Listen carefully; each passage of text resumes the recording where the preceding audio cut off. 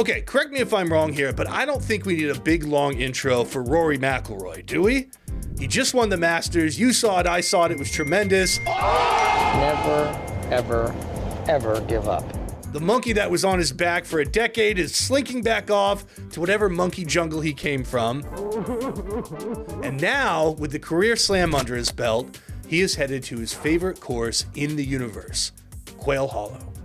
And there, he's going to try to bag his 6th major at the PGA Championship. Rory is otherworldly in Charlotte, but our goal today is to figure out why. So let's start with this. He has won 4 times at this course, at what's now called the Truist Championship. He made one other playoff in 2012 when Ricky Fowler beat him. And even though winning is the most basic stat, it does lead to an interesting question. How unique is it for a guy to win 4 times on the same course? Looking at this century, where at least one of the wins came after 2000, it's a pretty short list. Phil Mickelson won at Pebble 5 times, Davis Love III took down the Heritage 5 times, and then Rory with his 4 wins at Charlotte. So he's in pretty elite company here. Now, am I forgetting anyone? Oh yeah, Tiger Woods. He won 5 times at Augusta, 5 times at Memorial, 5 times at the BMW, 7 times at the Cadillac, 7 times at Torrey, 8 if you count the US Open there, 8 times at the Bridgestone, and 8 at Bay Hill. We get it, Tiger. You're very, very good. Still, Rory's 4 wins at Quail are historically very impressive, and he's only 35. He could easily get 2 or 3 more. Beyond the wins, you have the nuts and bolts career stats. His scoring average there is 69.48, almost a full shot better than anyone else. He's 55 strokes further under par than any other human being. He's been here 14 times. He has 10 top 10s and only 1 missed cut. But now let's get down and dirty with some real numbers. As you can see on PGAtour.com, Quail Hollow is one of the 3 top courses in terms of how crucial it is to drive the ball well. And a huge part of that, obviously, is length. This year, it's the 6th longest course on tour. Rory himself has called it a big boy course, and that's probably an understatement, but he loves that. The fact is, nobody has ever driven the ball better than Rory. He is number 1 in strokes gained off the tee this year, and literally every year the guy has been eligible, he's been 6th place or better off the tee. Out of hundreds of players, that is astounding excellence and astounding consistency.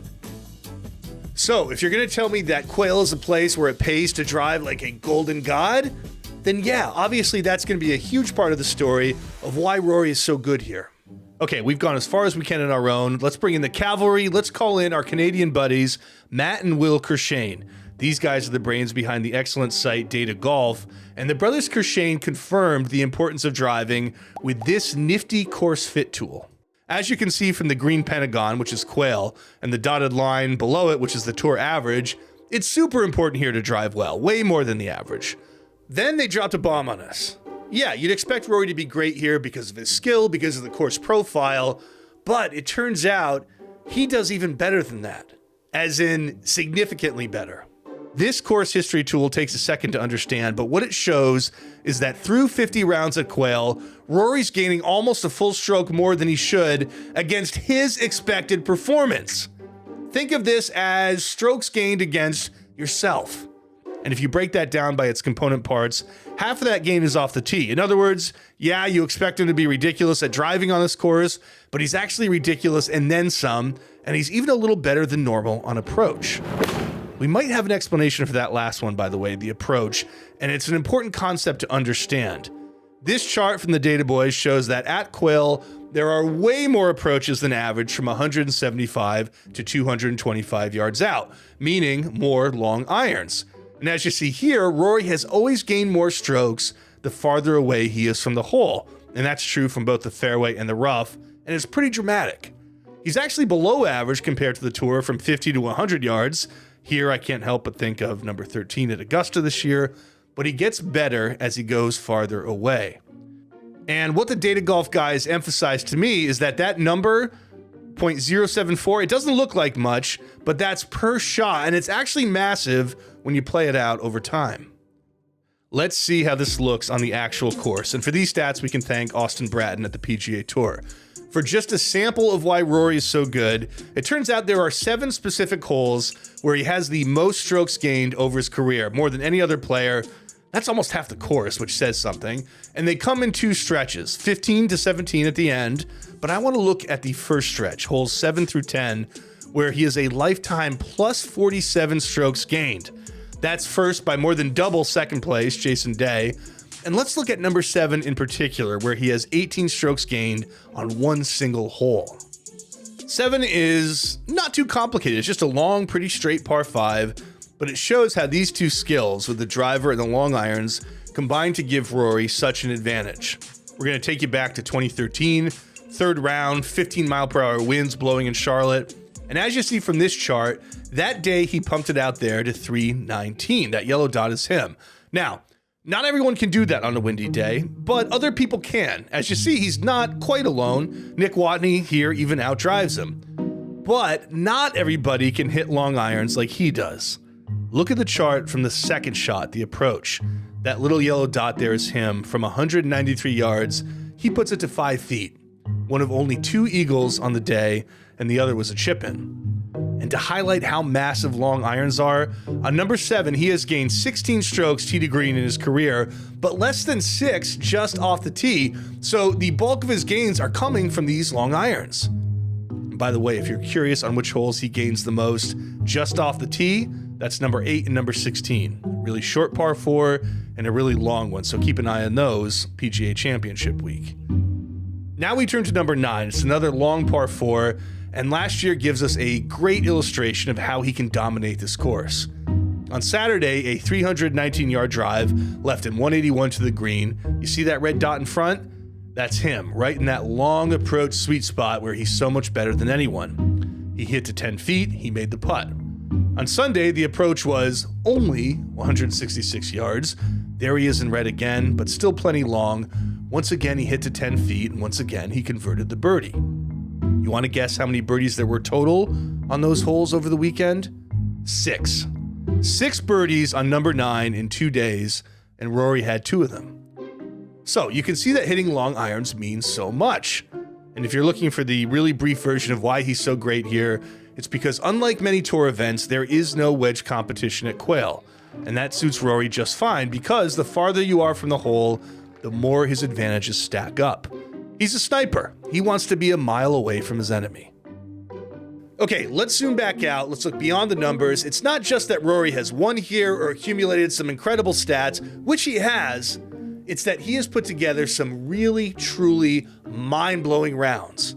And I don't think you can underrate that. Rory's ability to just go off without warning. Last year, if you remember, he started Sunday down a stroke to Xander Schauffele and went out and shot a 65 with a 32 on the back 9. No. Eagle for McIlroy. And that included a double bogey at 18.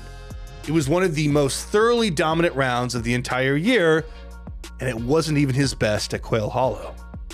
In 2015, he set the course record there with a 61, which on this course, it's like shooting a 56 on your easier tour tracks. And that wasn't even his best round at Quail Hollow. For that, we have to go back to 2010 and Rory's first ever PGA Tour victory. It happened 2 days before his 21st birthday. Look how young and innocent he is. He trails by 3 heading into Sunday, starts getting it going at those holes he loves, 7, 8, 9, birdie, birdie, birdie, birdie's 11. Then he gets to 14, it's still kind of close, but he finishes birdie, eagle, birdie, par, birdie, drops a 40-footer on 18 to cap it off. And as for his opponents, well, as they say in Charlotte, bless their hearts. He shatters the course record with a 62 to crush everyone. Now, as I said, he later shot 61, so why is this the best? Strokes gained, baby. Things were tough that day at Quail, and as I found out in 2019 from Mark Brody, by strokes gained, this is the best Sunday round ever played. And because he won, I personally consider it the best PGA Tour round ever played. And by the way, I wrote that in 2019, so I'm not just saying that today. Now, what's so cool about all this, in my mind, is that the stats don't quite account for everything. Rory should be very good at Quail Hollow, but he shouldn't be this good. That's where the intangibles, the magic, comes in. The president of Quail Hollow, Johnny Harris, is Rory's good friend. They have been for a while. It so happens that he celebrates his birthday at Quail most years, and he said that he feels relaxed and comfortable in a way that he doesn't at any other venue. It just feels right. That doesn't mean he's going to win the PGA Championship. He was here in 2017 too, and Rory finished tied for 22nd. Justin Thomas said, "Thank you very much, Rory." But there is something special happening in the ether when Rory steps on this course. Some secret quantum reaction that transcends numbers, and you may have noticed it's been a pretty special year already for this guy. So, is he going to win? The realistic answer to that question is, maybe, yeah, he's got a good chance. But somewhere just beyond reality, and not to go full Ben Crenshaw on you here, but if you're a big believer in fate, who else can it be?